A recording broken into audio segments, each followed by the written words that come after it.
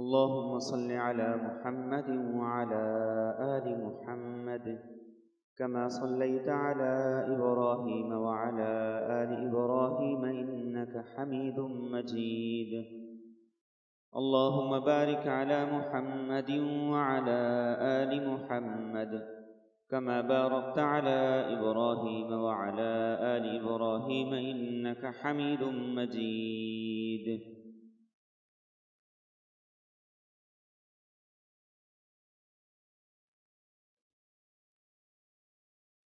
اللہ رب العزت نے ہمیں رمضان المبارک کا مہینہ زندگی میں ایک مرتبہ نصیب کیا اور یہ اپنے اختتام کی طرف رواں دوا ہے۔ رمضان المبارک کے بعد آگے آنے والا دن وہ ہمارے تہواروں میں ایک عظیم الشان دن ہے۔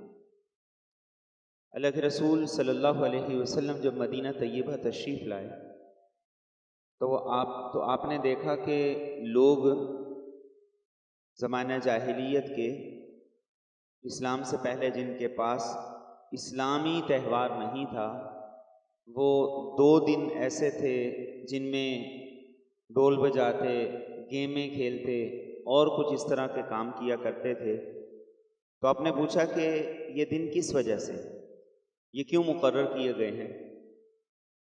تو انہوں نے کہا کہ دراصل جاہلیت سے یہ رواج چلا آ رہا ہے، ہم نے یہ دن اپنے تہوار کے مقرر کیے ہیں اور یہ ہمارے تہوار ہیں، ہم اس میں کھیلتے کودتے ہیں اور ہم اس میں اور ایسی ایکٹیویٹیز کرتے ہیں، ایسے کام کرتے ہیں کہ جن کے ذریعے سے ہم تفریح کرتے ہیں۔ تو رسول کریم صلی اللہ علیہ وسلم نے ارشاد فرمایا کہ اللہ تعالیٰ نے تمہیں ان 2 دنوں سے بہترین دن عطا کیے جو ہر اعتبار سے بہترین ہے، اور وہ تمہاری عید کے دن ہیں، تمہارے تہوار کے دن ہیں۔ اور فرمایا کہ وہ 2 دن کون سے ہیں؟ فرمایا ایک عید الفطر ہے اور دوسری عید الاضحیٰ ہے۔ فرمایا کہ یہ دونوں تہوار اللہ تعالیٰ نے تمہیں عطا کیے ہیں۔ اب اگر ان دونوں تہواروں پہ ہم غور کریں تو ان دونوں تہواروں کو اللہ تعالیٰ نے کسی بڑے واقعے کے ساتھ نہیں جوڑا ہے۔ اس کائنات میں سب سے بڑا احسان اللہ کریم کا وہ نبی رحمت صلی اللہ علیہ وسلم کی دنیا میں آمد اور تشریف آوری تھی۔ ہماری عید اس کے ساتھ نہیں جڑی ہے۔ ہماری عید کو ہمارے نبی کی ولادت سے، ہمارے نبی کے میلاد سے نہیں جوڑا گیا۔ اس کائنات کے اندر بڑی خوشی مسلمانوں کے لیے فتح مکہ تھا۔ فتح مکہ کے ساتھ عید کو نہیں جوڑا گیا۔ یوم بدر اسلام کا پہلا معرکہ تھا، یوم بدر کے ساتھ عید کو نہیں جوڑا گیا۔ اور کئی واقعات ہیں، اور ایک نہیں ان گنت واقعات ہیں کہ جن واقعات کو اللہ کریم نے عید کی بنیاد نہیں بنایا۔ عید کی بنیاد کس چیز کو بنایا ہے؟ عید کی بنیاد بنایا ہے میرے اور آپ کے عمل کو۔ رمضان میں روزے رکھے اور روزے جب مکمل ہوئے تو کہا کہ تم نے روزے رکھے ہیں، 1 مہینہ بھوک پیاس برداشت کی ہے، اب یہ عمل مکمل ہو گیا ہے، لہذا اب تمہیں اس کی خوشی میں ایک تہوار دیا جاتا ہے جسے عید الفطر کہا جاتا ہے۔ پھر عید الاضحیٰ کو دیکھیں تو اس میں یہ بتایا گیا کہ تمہیں ایک تہوار اور دیا جا رہا ہے۔ یا اللہ یہ کس خوشی میں ہے؟ فرمایا دنیا بھر سے حجاج سفر کر کے اور لاکھوں روپے لگا کے جاتے ہیں، یوم عرفات کے دن عرفات کے میدان میں وہ وقوف اعظم کی ادائیگی کرتے ہیں، وقوف عرفات کرتے ہیں۔ اس کی تکمیل میں اللہ تعالیٰ پوری دنیا کے لوگوں کو ایک دوسرا انعام، ایک دوسری عید عطا کرتے ہیں، اور وہ عید الاضحیٰ۔ تو اس میں بڑا خوبصورت پیغام ہے، اس میں بڑا خوبصورت سبق ہے کہ اللہ تعالیٰ ہم سے یہ چاہتے ہیں کہ ہم عمل کے ساتھ جڑے رہیں اور عمل کر کے اپنی عید کو عید بنائیں۔ اسی لیے یہ اشعار تابعین پڑھا کرتے تھے، لیس العید لمن لبس الجدید، انما العید لمن خاف الوعید۔ عید نئے کپڑے پہننے کا نام نہیں، عید کس چیز کا نام ہے؟ فرمایا کہ جو اللہ سے ڈرا، اب اس نے اللہ سے ڈرتے ہوئے رمضان کو صحیح گزارا اور اللہ تعالیٰ کے سامنے وہ کھڑا ہوا اور اس نے قیام کیا، اپنے روزے کو بچانے کی فکر کی، تو فرمایا کہ یہ آدمی ہے جس کی عید عید ہے، یہ آدمی ہے جس کی عید اس کی خوشیوں کو دوبالا کرے گی۔ اور اسی انداز سے رسول کریم صلی اللہ علیہ وآلہ وسلم نے حدیث طیبہ میں بتایا، آپ نے ارشاد فرمایا للصائم فرحتان، ایک روزے دار کو دو خوشیاں عطا ہو، ایک روزے دار کو دو خوشیاں ملتی ہیں۔ فرمایا ایک خوشی اس کو اس وقت ملتی ہے جس وقت رمضان پورا ہوا اور اس کے روزے مکمل ہو گئے تو اس نے اللہ کا شکر ادا کیا اور خوشی کا اظہار کیا کہ میرا کرم ہے، میرے رب کا کرم ہے کہ میں نے روزہ رکھا اور میں نے اعمال کو ادا کرنے کی اپنی وسعت کے مطابق، ہمت کے مطابق کوشش کی۔ اور دوسرا فرمایا اسے بڑی خوشی اس وقت ملے گی، اس کی بڑی عید اس وقت ہوگی جب وہ اللہ کریم کے سامنے ملاقات کے لیے حاضر ہو۔ اللہ کہیں گے کہ ہاں بندے، کہ میں نے ہر عمل کے بارے میں یہ کہا تھا کہ وہ میرے لیے ہے اور اس کی جزا میرے فرشتے لکھتے ہیں، توحید کے ساتھ تھا، اخلاص کے ساتھ تھا، لیکن فرمایا کہ جب انسان روزہ رکھتا ہے تو اللہ فرماتے ہیں کہ یہ روزہ میرے لیے ہے اور یہ اخلاص کے ساتھ ہے، اس کی جزا کوئی اور چیز نہیں ہے، نہ جنت ہے، نہ نیکیاں ہیں، نہ نام اعمال سے گناہوں کو مٹا دینا ہے، نہ کوئی اور ہے۔ فرمایا کہ اس کی جزا میں خود ہوں۔ تو جب بندہ اللہ کے سامنے کھڑا ہوگا، اپنے رب سے ملاقات کرے گا، تو میرے اور آپ کے نبی صلی اللہ علیہ وسلم فرماتے ہیں کہ اسے اللہ تعالیٰ ایک بڑی خوشی اس وقت عطا کرے۔ اور رمضان کا چلا جانا، عید کا آ جانا، اس کا مطلب ہرگز یہ نہیں ہے کہ اب ہم آزاد ہو گئے۔ یہ آزادی نہیں ہے، یہ ایک فیز سے دوسرے فیز میں آ گئے، ایک مرحلے سے دوسرے مرحلے کے اندر آ گئے، اور اس مرحلے کی تکمیل بھی ایک بڑے خوبصورت انداز سے کر دی گئی ہے، جسے ہم چاند رات کہتے ہیں، جو عید کی رات ہے۔ اللہ کے رسول صلی اللہ علیہ وآلہ وسلم نے احادیث میں ارشاد فرمایا کہ جو آدمی عید الفطر کی رات، یعنی عید الفطر کی چاند رات اور عید الاضحیٰ کی چاند رات میں اللہ کی عبادت کرے ثواب کی نیت سے، تو قیامت کے دن اللہ تعالیٰ اس کے دل کو زندہ رکھے۔ ایک حدیث طیبہ میں اور اللہ کے رسول صلی اللہ علیہ وسلم نے صحابہ کرام سے خطاب فرمایا اور صحابہ کو خطاب کرتے ہوئے یہ ارشاد فرمایا کہ جب رمضان کا آخری روزہ مکمل ہوتا ہے تو اللہ تعالیٰ فرشتوں سے پوچھتے ہیں کہ بتاؤ کہ جس مزدور نے اپنی مزدوری پوری کر لی ہے اب اسے کیا ملنا چاہیے؟ تو فرشتے کہتے ہیں باری تعالیٰ اس کو تو اس کی اجرت، اس کی مزدوری پوری ملنی چاہیے۔ تو اللہ کریم فرماتے ہیں کہ تم گواہ ہو جاؤ کہ میں نے آج کی رات، اب یہ آج کی رات کون سی ہے؟ یہ چاند رات ہے۔ اللہ فرماتے ہیں کہ میں نے اپنے بندوں کے گناہوں کو معاف کر دیا، ان کے لیے مغفرت کا پروانہ لکھ دی۔ فرشتے پوچھتے ہیں باری تعالیٰ یہ اتنی عظیم الشان رات ہے، کیا یہ لیلۃ القدر ہے جو اتنا عظیم انعام انہیں دیا جا رہا ہے؟ اللہ فرماتے ہیں نہیں، انہوں نے میرے حکم کی تعمیل کی، اپنی ذمہ داری کو پورا کیا اور میرے احکامات کو بجا لانے میں اپنی بھوک کو، اپنی پیاس کو برداشت کیا ہے، تو آج اس کے صلے میں نے ان کے لیے جنت کو واجب کر دیا اور جہنم کو حرام کر دیا۔ تو اس لیے ہمیں اس چیز کو سمجھنا ہے کہ رمضان گیا اس کا مطلب یہ نہیں کہ رب چلا گیا، رب موجود ہے۔ اینما تولوا فثم وجہ اللہ، اللہ لا الہ الا هو الحی القیوم، کہ وہ حی ہے، وہ قیوم ہے، وہ بصیر ہے، وہ سمیع ہے، وہ ہماری طرف متوجہ ہے، اس کی رحمت ہماری منتظر ہے۔ تو رمضان کے بعد اگلا فیز شروع ہو گیا، اور اس اگلے فیز میں اب ہم سے مطالبہ ہے کہ پہلے بھوکے رہتے تھے، پہلے پیاسے رہتے تھے، اب تمہیں بھوکا پیاسا نہیں رہنا، کھانا بھی ہے، پینا بھی ہے، اور اس کے ساتھ ساتھ اللہ تعالیٰ کا شکر بھی ادا کرنا ہے۔ عبادت کی دونوں صورتیں۔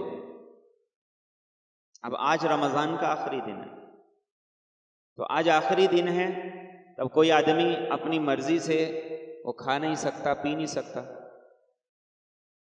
کوئی آدمی عمرے پہ گیا تھا، اب عمرے پہ اس نے ایک دن پہلے روزہ رکھا، لیکن جب پاکستان آیا تو پاکستان آنے کے بعد اس کے روزے 30 نہیں 31 ہو گئے۔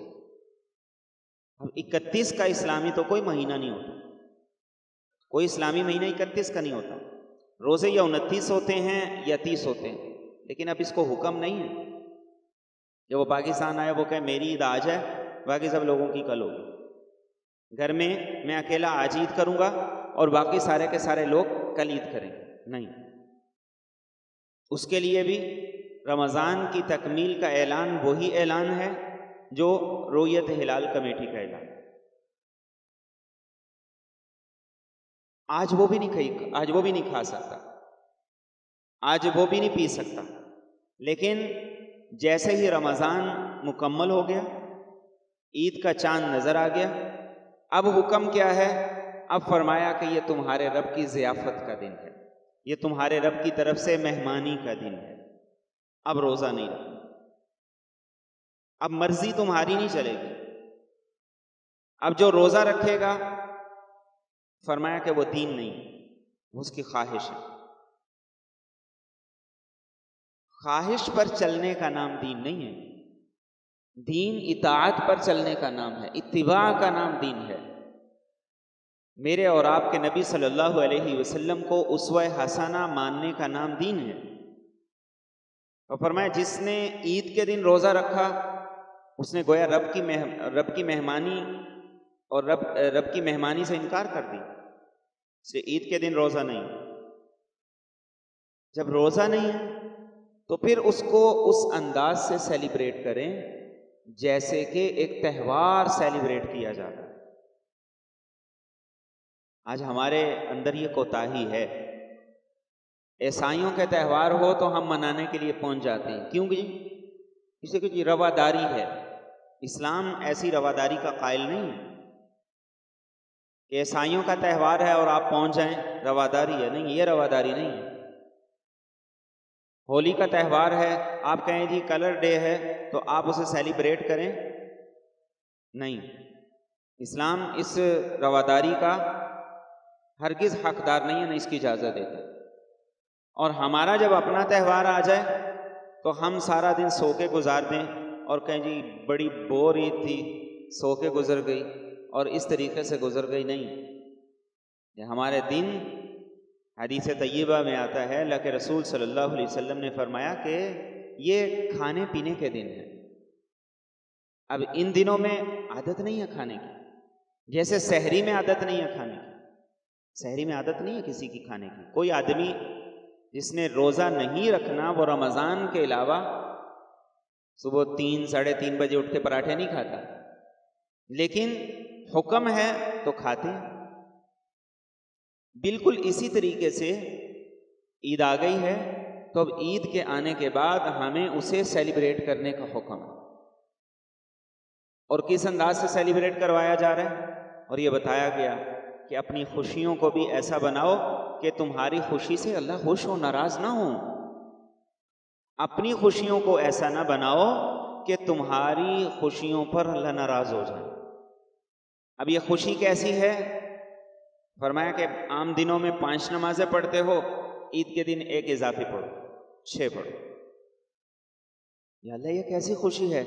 فرمایا مومن کی سب سے بڑی خوشی تو یہ ہے جب وہ رب کے سامنے سجدہ کرتا ہے، اس کی روح کو پاکیزگی ملتی ہے۔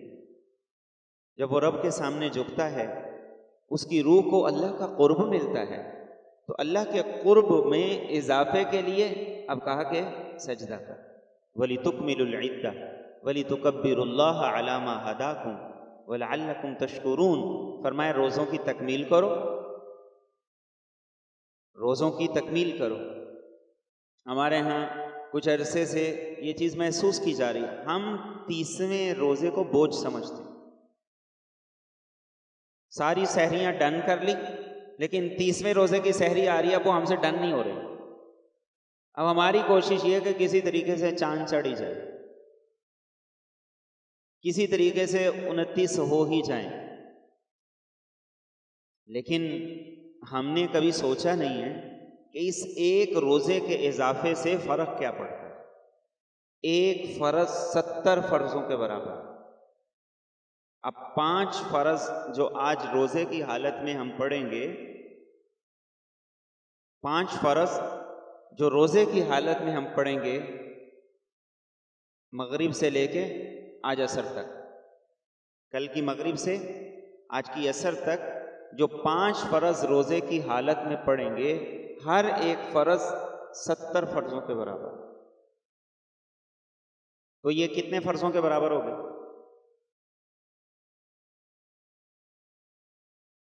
350۔ تو 350 نمازیں ہم کتنے دنوں کے اندر پڑھتے ہیں؟ 70 دن۔ 70 دن میں 350 فرائض پڑھتے ہیں ہم۔ اگر ایک دن یہ رمضان کا ہمیں مل گیا تو اس ایک دن کے اندر ہم نے 2.25 ماہ کے فرائض کا اجر حاصل کر لیا۔ ہماری نظر اس پہ ہونی چاہیے۔ ایک دن کا اعتکاف، نبی رحمت صلی اللہ علیہ وسلم فرماتے ہیں کوئی آدمی کر لیتا ہے تو اللہ تعالیٰ اس کے اور جہنم کے درمیان میں 3 خندقیں حائل کر دیتے ہیں، اور ایک خندق کی چوڑائی اتنی ہے جتنی آسمان سے زمین تک کی چوڑائی ہے۔ اب کتنی چوڑائی ہے میں نہیں جانتا۔ اب 9 دن اعتکاف کیا، ہر دن جہنم سے 3 خندق کے برابر دور ہوتے رہے، تو اب ایک اور دن اعتکاف کریں گے تو 3 خندقیں مزید ہمارے اور جہنم کے درمیان میں حائل ہو جائیں گی اس ایک دن کے اعتکاف سے۔ یہ بوجھ نہیں ہے، بلکہ یہ زندگی میں ایک دن اور ملا ہے کہ ہم اس آخری دن میں اللہ کو راضی کرنے کی کوشش کریں جو باقی دنوں میں کوتاہی رہے گی، کہ اللہ نے ہمیں ایک دن اور دے دیا اور ہم اسے بوجھ سمجھنے لگے کہ یہ بوجھ ہے۔ یہ اللہ کی طرف سے انعام ہے، یہ اللہ کی طرف سے عطا ہے، اور یہ اللہ تعالیٰ کا شکر ہے کہ ہمارے پاکستان کے اندر رؤیت ہلال کا جو نظام ہے، ایسا نظام دنیا میں کہیں نہیں۔ آپ یقین کیجئے، اپنے علماء کی قدر کیجئے، اپنے علماء پہ اعتماد کیجئے۔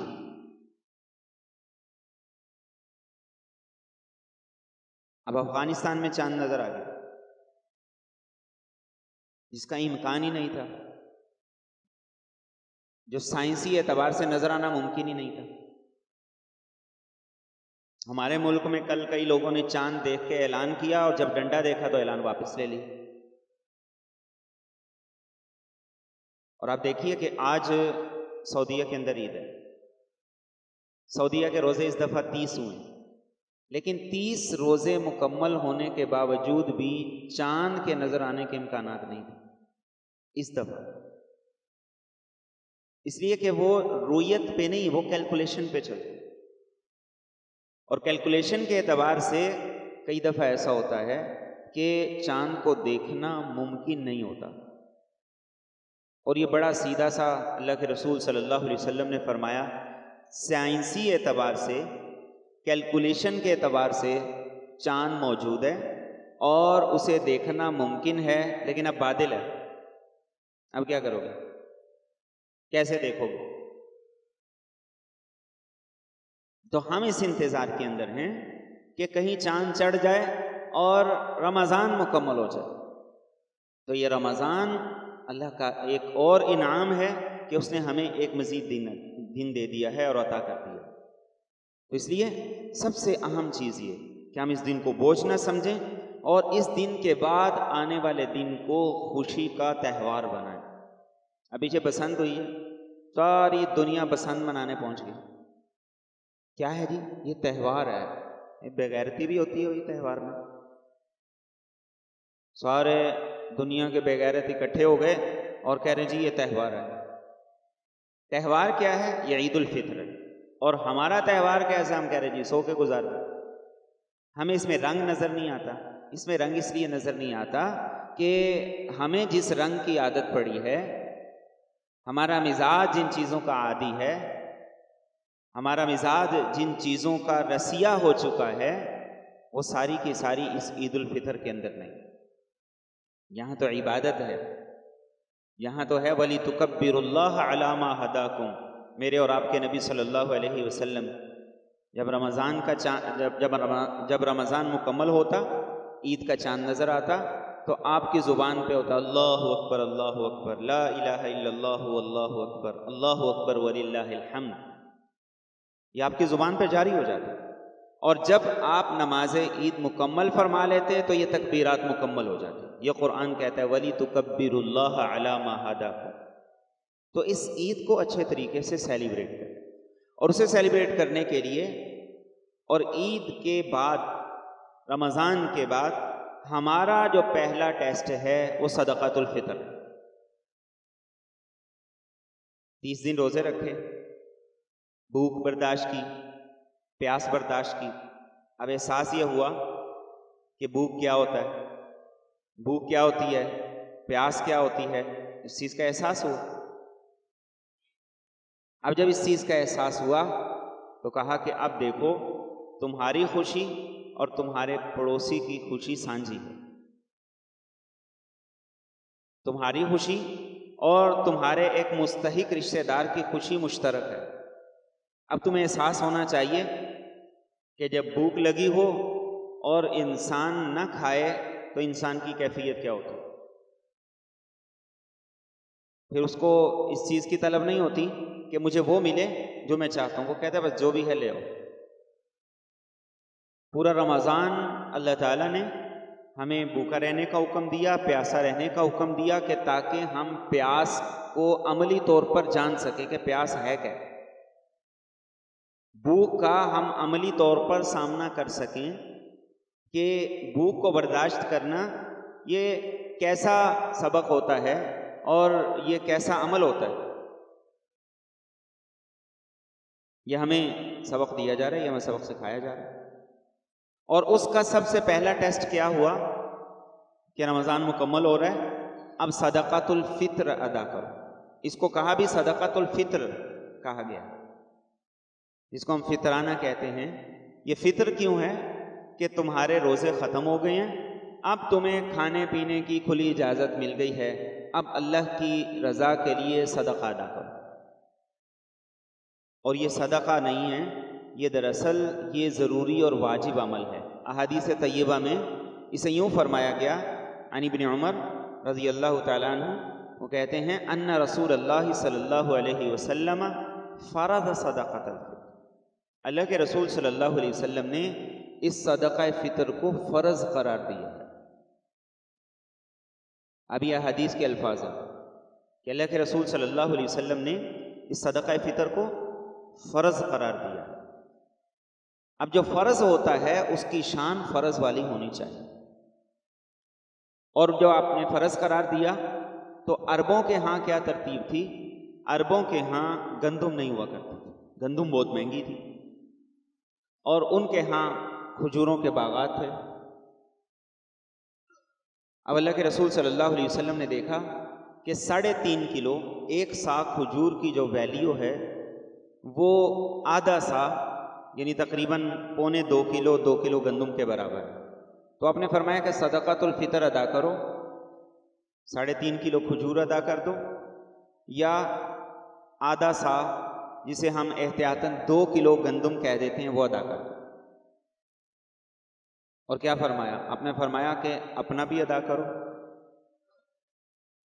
بچوں کا بھی ادا کرو، عورتوں کا بھی ادا کرو، اور فرمایا کہ غلاموں کا بھی ادا کرو. یہاں تھوڑا سا یہ نقطہ میں عرض کر کے آگے چلوں گا. ہمارے ہاں غلام نہیں ہوتے اور نہ ہی ہمارے ہاں اس کا تصور ہے. ہمارے ملازم ہیں لیکن ملازموں کا صدقہ فطر ہم نے نہیں دینا، انہوں نے خود دینا. لیکن عربوں کے ہاں غلام ہوا کرتے تھے. اب بسا اوقات ایک آدمی کے پاس 30 غلام ہوتے تھے، 40 غلام ہوتے تھے. اب ہمیں اگر کہا جائے کہ تمہارے پاس 30 ملازم ہیں اور 30 ملازموں کا صدقہ فطر ادا کرو، ہمارا کیا حال ہوگا؟ ہمارا تو اپنی فیملی کے 4 لوگوں کا دینا مشکل ہو رہا ہے کہ ہم اس کی اہمیت سے آگاہ نہیں ہیں۔ یہ پہلا ٹیسٹ ہے رمضان المبارک کے بعد کہ پورا رمضان روزے رکھے، پورا رمضان بھوک برداشت کی، پورا رمضان پیاسے رہے۔ اب یہ تمہارا پہلا ٹیسٹ یہ ہے کہ یہ دیکھا جاتا ہے کہ تمہارے اندر لوگوں کی بھوک کا، لوگوں کی پیاس کا کیا احساس پیدا ہوا۔ ہمارے اندر احساس پیدا ہوا کہ ہم نے اس صدقہ فطر کے بارے میں 20 مولویوں سے پوچھا، ہر ایک سے پوچھ رہے ہیں صدقہ فطر کتنا ہے، تو ایک نے کہا 220، دوسرے نے کہا 230، تیسرے نے کہا 200، اور آخری والے نے کہا 195۔ ہم نے کہا بالکل یہ مولوی صاحب صحیح کہتے ہیں، ہمیں اس پہ اعتماد ہے۔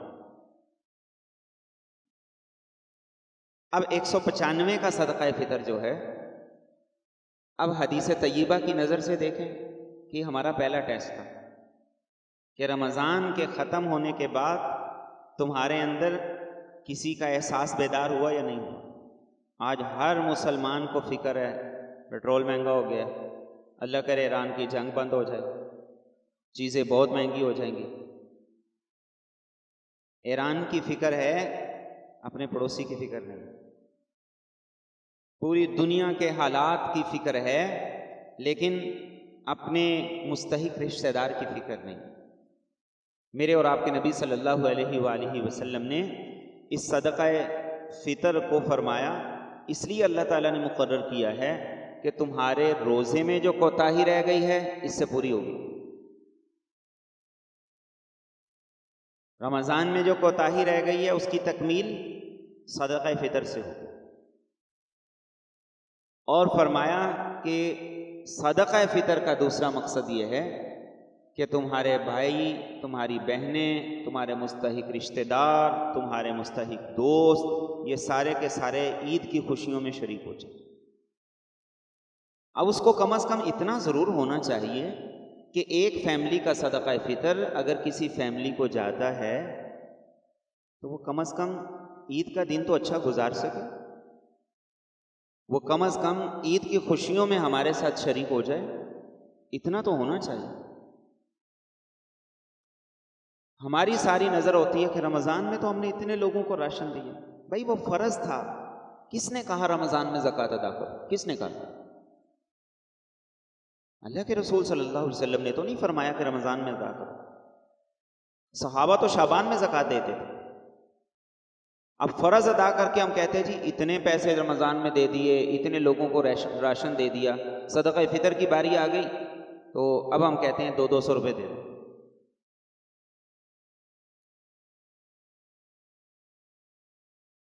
ایسا رویہ ہمارا نہیں ہونا چاہیے۔ اور ہم میں سے بہت سے لوگ ہیں کہ جو لوگ نفلی صدقہ نکالنے کا ہر مہینے بڑا اہتمام کرتے ہیں، ہر مہینے دیگ پکوائیں گے، ہر مہینے بکرا ذبح کریں گے، ہر مہینے کچھ پرسنٹیج وہ اپنے مال میں سے صدقے کے طور پہ نکالیں گے۔ لیکن جب صدقہ فطر کی بات آتی ہے تو ہم 220 پہ کیوں اٹک جاتے ہیں؟ 30-35 ہزار کا بکرا یہ سستا ہے ہر مہینے دینا، یا سال بھر میں ایک مرتبہ جو ہم پر فریضہ عائد ہے اس معاملے میں 200 دے کے ٹرکا دینا؟ اطاعت کی طرف آنا، بندگی والے رویے اختیار کریں۔ اور پھر ویسے بھی ہم دیکھیں، کہنے کو ہمارا بڑا سٹیٹس ہے، ہمارے نام کے ساتھ بڑے بڑے لقب لگتے ہیں، اور ہمیں اس لقب کے بغیر کوئی بلائے تو ہمیں برا لگتا ہے، لیکن صدقہ فطر کی ادائیگی کے معاملے میں ہمارے وہ سارے سٹیٹس، ہمارے وہ سارے کے سارے فخر، ہماری وہ ساری کی ساری چیزیں وہ پڑی۔ عام حالات میں ہم دیکھیں، ایک گھر کے انٹرنیٹ کا بل 4 سے 6 ہزار ہر مہینے ہم دیتے ہیں، لیکن صدقہ فطر ہم نے 200 ہی دینا ہے۔ یہ ضد ہے ہماری ایک ایک بچے کی فیس ہم جو اسکول میں دیتے ہیں اس کا اندازہ لگائیں کتنی فیس دیتے ہیں. صدقہ فطر 200 ہی دینا، اس سے آگے نہیں بڑھنا. تو رمضان کی تکمیل کے بعد ہمارے لیے پہلا ٹیسٹ کیا تھا جس میں ہم فیل ہو رہے ہیں؟ صدقہ فطر. اس لیے اللہ کے رسول صلی اللہ علیہ وسلم نے کئی اجناس کو معیار بنایا. اب ہم میں سے ہر آدمی کی ذمہ داری ہے کہ وہ اپنی حیثیت دیکھے. وہ گندم کی حیثیت کا ہے تو اس کی گندم دینا اللہ کو مقبول ہے، وہ اپنے ٹیسٹ میں پاس ہے. جو کھجور 3.5 کلو کی حیثیت سے دے سکتا ہے وہ اس ٹیسٹ میں پاس ہو گیا. جو کشمش کے اعتبار سے دے سکتا ہے وہ اس میں پاس ہے. جو پنیر کے اعتبار سے دے سکتا ہے وہ اس میں پاس ہے. جو جو کے اعتبار سے دے سکتا ہے وہ اس میں پاس ہے. اس ٹیسٹ میں پاس ہونے کے لیے اپنی حیثیت کے مطابق خرچ کرو.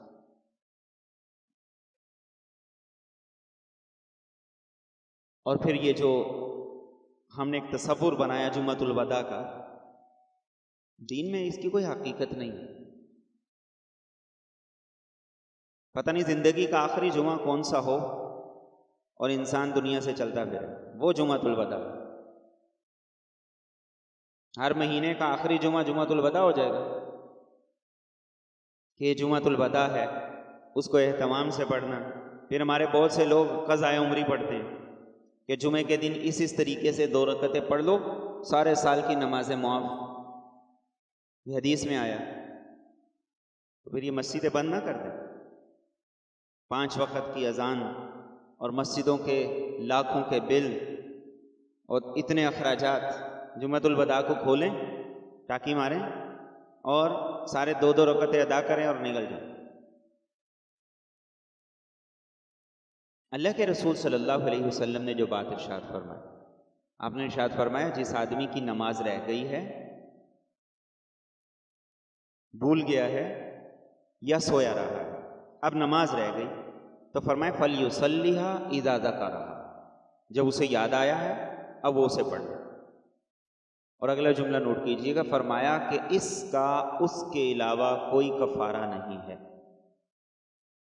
ہمارے ایک اور تصور ہے نا، ساری زندگی بے نمازی رہو اور توبہ کر لو، ساری نمازیں معاف ہیں. تو ایسے تو پھر ان لوگوں کا بھی ٹھیک ہے کہ سارے لوگوں کا سارا سال حق کھایا، عمرہ کیا جی، سارے معاف ہو گئے، تمہارے بھی سارے کھاتے کلیئر، میرے بھی کلیئر. نہیں، میرے اور آپ کے نبی صلی اللہ علیہ وسلم کی عذر کی وجہ سے 3 نمازیں قضا ہوئیں. آپ نے پہلے 3 نمازیں ادا فرمائیں اور اس کے بعد پھر آپ نے ادا نماز ادا فرمائی اور بد دعا بھی دی. اور یہ جو حدیث طیبہ اس میں بھی فرما دیا کہ قضا نماز کو ادا کرنا یہی اس کا کفارہ ہے. تم سوئے رہے ہو، اٹھے ہو تو قضا نماز ادا کرو، قضا پڑھ لو. بھول گیا ہے، کام تھا، مصروفیت تھی، ذہن میں ہی نہیں رہا، سفر تھا، نماز کا وقت نکل گیا، یاد آ گیا، تو فرمایا کہ یہ کفارہ کیا ہے اس کا، اس کو قضا کر.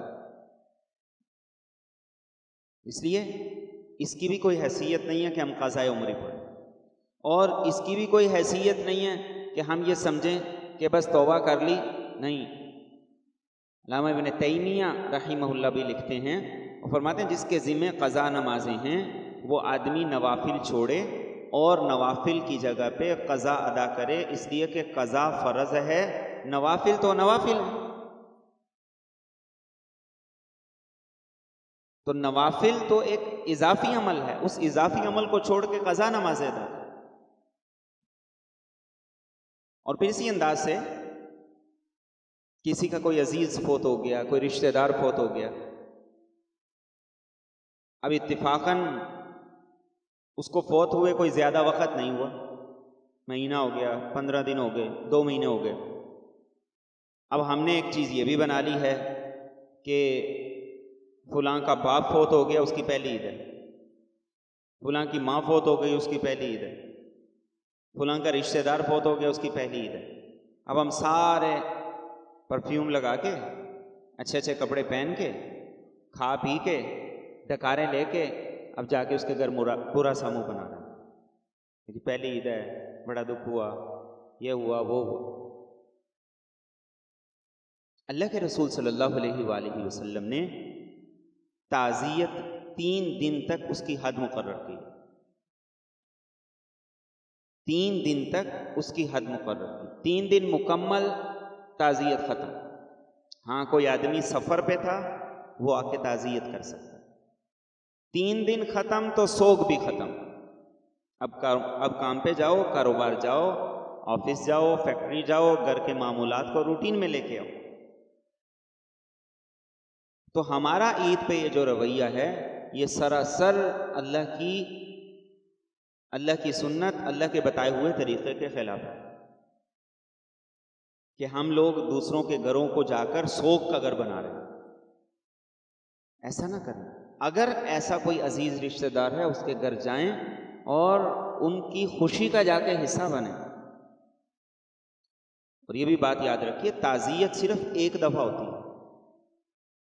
ہمارے ہاں یہ عادت ہے نا، پہلے تو ہم جنازے پہ ملیں گے، پھر پہلے دن جائیں گے، پھر دوسرے دن جائیں گے، پھر تیسرے دن جائیں گے۔ تعزیت ایک ہی دفعہ ہے، جس نے ایک دفعہ تعزیت کر لی اس کا فریضہ پورا ہو گیا۔ خواتین کے لیے یہ ہے کہ اگر کسی خاتون کا خامند فوت ہو جاتا ہے تو فرمایا 4 ماہ 10 دن اس کی عدت ہے۔ اب ان 4 ماہ 10 دنوں میں اگر عید آ جاتی ہے تو عدت ہے، اگر عید گزر گئی ہے تو اس کے لیے بھی سوگ ہوئی۔ تو دین کو سمجھ کے، دین کی تعلیمات کو سامنے رکھتے ہوئے ہم نے ان ساری چیزوں کے مطابق عمل کرنا ہے۔ اور رسول کریم صلی اللہ علیہ وسلم فرماتے ہیں کہ عید کا جو دن ہوتا ہے یہ دعاؤں کی قبولیت کا دن ہوتا ہے۔ اللہ تعالیٰ فرشتوں سے یہ فرماتے ہیں کہ اس عید کے اجتماع میں جتنے لوگ آئے ہیں یہ جو بھی مجھ سے مانگیں گے، آخرت کا ہوگا تو ہر صورت عطا کر دوں گا، دنیا کا ہوگا تو اگر اس میں ان کی مصلحت ہوئی، ان کا فائدہ ہوا تو یقینی طور پہ عطا کروں گا۔ تو رسول کریم صلی اللہ علیہ وسلم کیا فرمایا کرتے تھے؟ آپ فرماتے تھے اپنے بچوں کو لے کے عید کی نماز کے لیے آؤ، اور آپ فرمایا کرتے تھے جو خواتین عذر کی وجہ سے نماز نہیں پڑھتی ہیں وہ بھی عید کے اجتماع میں شریک ہوں، تاکہ دعا کے لیے جب ہاتھ اٹھیں تو وہ بھی اپنے ہاتھ اٹھائیں۔ تو اس لیے اس چیز کا بھی ہمیں اہتمام کرنا ہے۔ تو ان ساری چیزوں کو جب سامنے رکھ کے ہم عید گزاریں گے تو ہماری عید وہ عید ہوگی جو اللہ کو مطلوب ہے۔ اور اگر ان چیزوں کو ہم ایک طرف کر دیں، نظر انداز کر دیں، تو دن تو وہ عید کا ہی ہوگا، لیکن اللہ کی بارگاہ میں وہ کس حد تک قبول ہے اب یہ مجھے اور آپ کو خود اس کا جائزہ لینا ہے۔ تو اس لیے ہماری یہ ذمہ داری ہے کہ ان ہدایات کے مطابق ہم بہترین طریقے سے اس دن کو سیلیبریٹ کریں۔ اللہ تعالی ہمیں عمل کرنے کی توفیق دے۔